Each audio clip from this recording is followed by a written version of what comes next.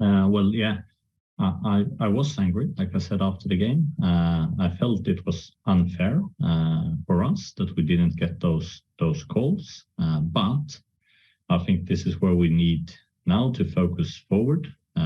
We're not the first team that felt that things has been unfair, and now we can't do anything with that frustration, but we can maybe turn that into energy into the coming games here and focus on what we can control. And that's of course what we're going to try and do. The only thing I want to say about the competition is to say that it's when you see the use of technology for it, I think it's, of course, you see how much UEFA values that competition when you compare it to all other competitions that they are playing and their technology demands of that. And there, I think UEFA Women's Champions League deserves a higher priority in the way that they prioritize club competitions.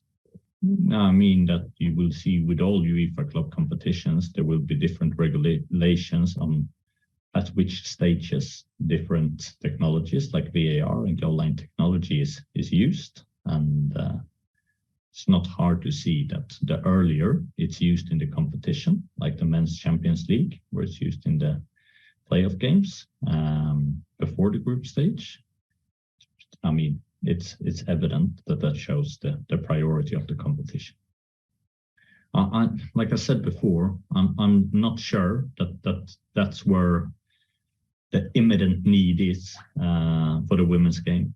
Just like when we spoke about heating pitches in January, I think when we look at the investment in our game, we need to look at it from a really broad and holistic perspective and seeing where do we get the most value for money. And I've said that many times, but I said it again. I think one of the most underfunded parts in the women's game is the academy system, not only in England, but across in Europe. And that is so fundamental to raise the quality of the game and to make that foundation really, really broad, is to invest in the future and the education of young girls playing football.